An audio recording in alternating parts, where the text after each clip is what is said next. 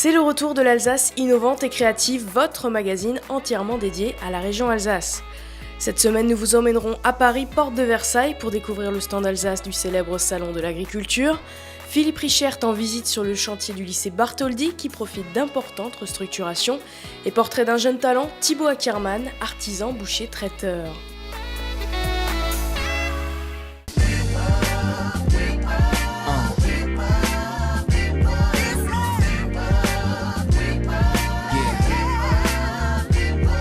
C'est une belle délégation qui est venue inaugurer le stand de la région Alsace au Salon de l'Agriculture de Paris. 600 mètres carrés sont ici réservés à promouvoir le terroir de notre belle région.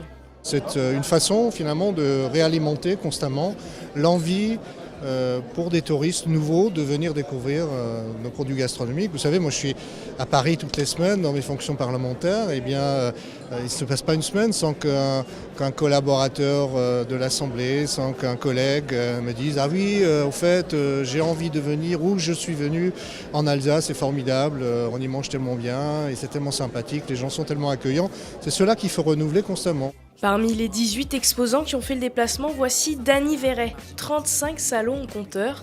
Ancien éleveur, il s'est reconverti dans la production de Münster. Au début, quand je suis venu ici, déjà j'étais un petit jeune, un petit bleu là-dedans. Et puis on dormait sur place. Par contre, on fait toute la nuit on fait de la fête. Aujourd'hui, c'est plus tout à fait pareil. Donc aujourd'hui, on dort à l'hôtel.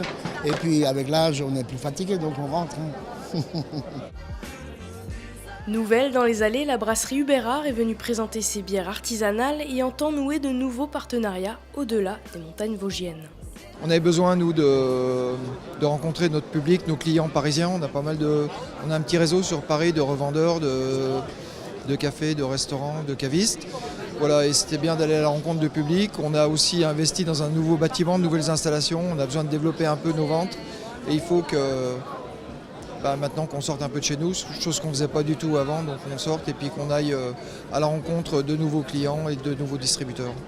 Mais les vraies stars de la délégation alsacienne, les voici. Ces belles Vosgiennes ont quitté leur vallée de Münster pour venir montrer leurs belles robes mouchetées et Mathieu Burger est très fier de ses protégés. Représenter la Vosgienne à Paris, c'est quand même le plus haut sommet de l'agriculture ici. Le salon de l'agriculture, c'est la plus grande ferme de France. Participer à la plus grande ferme de France, c'est quand même un honneur. Et en plus, avec la Vosgienne qui est toujours tout petit, toujours les gens croient « Ah non, la Vosgienne, c'est rien, c'est rien ». Ben non, on présente maintenant des vaches qui ont de la allure, qui font de la production, qui marchent en avant, quoi. L'Alsace montre une fois de plus que son terroir et son identité perdureront à travers les âges et le temps, et cela même après la grande réforme des régions.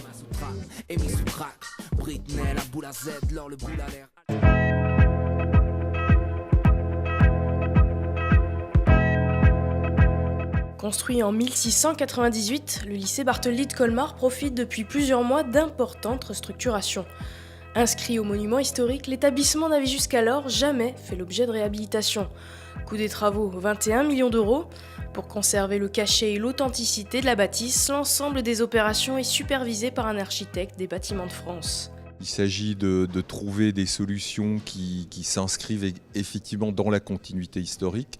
Il s'agit de ne pas brutaliser le bâtiment et au contraire de lui restituer en partie son caractère et son cachet habituel, mais en répondant à toutes les nouvelles normes, c'est-à-dire sur le point thermique, sur le point acoustique, sur le point de vue de la sécurité incendie, de l'accessibilité handicapée. Ce bâtiment sera au mieux de ce qui se fait aujourd'hui, y compris dans un nouveau bâtiment. En 2014, la région Alsace dédiait 36 millions d'euros à l'entretien des établissements d'enseignement. Objectif, favoriser les énergies renouvelables et améliorer le confort de vie des lycéens et apprentis. On sait que parmi les grandes priorités qu'on peut avoir dans une collectivité, c'est former les générations futures. Ce n'est pas juste des propos de circonstance. On le voit dans le budget de la région sur 780 millions d'euros. Et il y en a 290 qui sont consacrés à l'éducation-formation. Donc on le voit, c'est une priorité réelle. Plus de 40% du budget sont consacrés à cela. Et c'est tout simplement faire en sorte que les jeunes puissent trouver les meilleures conditions de formation, d'épanouissement dans nos établissements Et ça, c'est l'avenir de la région. Les jeunes, c'est les pépites d'une région. Il faut leur donner les capacités de se former, en particulier dans les domaines de l'enseignement technique, technologique et de l'enseignement des sciences, mais aussi dans tous les domaines qui feront que demain, ce seront des responsables dans la vie publique, ce seront des responsables dans les entreprises. La vraie réussite d'une région, c'est quand elle donne à ses jeunes les meilleures chances pour réussir. Au total, c'est près d'une dizaine de lycées alsaciens qui seront rénovés à la rentrée prochaine. Le lycée Bartholdi de Colmar est le seul à profiter d'une rénovation complète.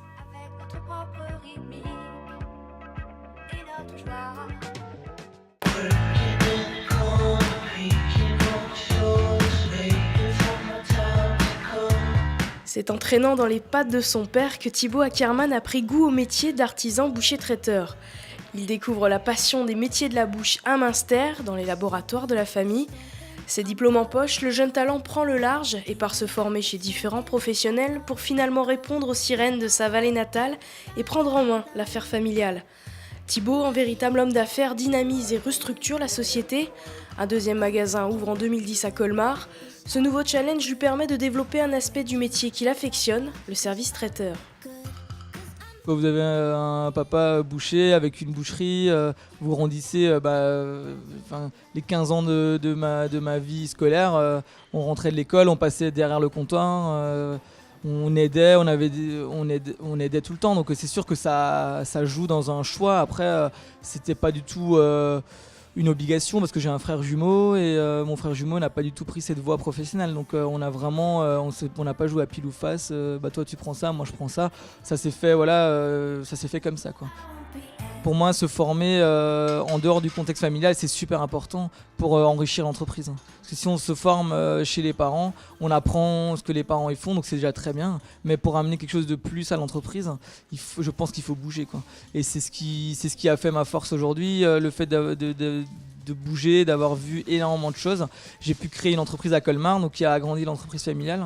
On est passé de 6 salariés à 18 salariés en quelques années grâce à mes connaissances du monde du travail à l'extérieur, quoi. Le traiteur a toujours été ma motivation de travail au sein des boucheries-charcuteries traditionnelles. Donc le métier évolue, donc veut qu'une boucherie-charcuterie en Alsace est automatiquement traiteur. Après, la situation géographique de mon magasin, la motivation des clients, les coups de téléphone, à la base, je voulais vraiment pas me construire sur le traiteur, mais il faut s'adapter. Je pense que de nos jours, il faut pas être capricieux à se dire on fait ce qu'on a envie de faire. Il faut faire ce qu'on a envie de faire dans un premier temps, mais surtout faire ce que les clients veulent acheter et proposer aux clients ce qu'ils veulent, s'adapter avec la clientèle.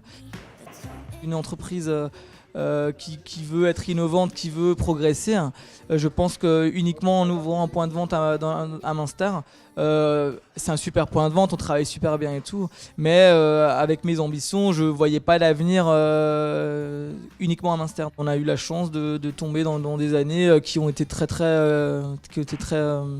sympa pour nous. On a pu doubler le chiffre d'affaires de l'activité sur le magasin de Colmar grâce essentiellement au traiteur, à l'organisation de réception qui nous donne une image et qui véhicule une image très positive de l'entreprise sur Colmar et environ.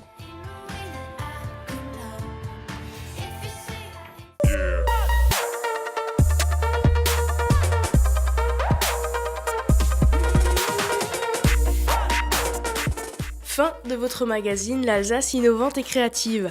Alsace20.tv pour le replay.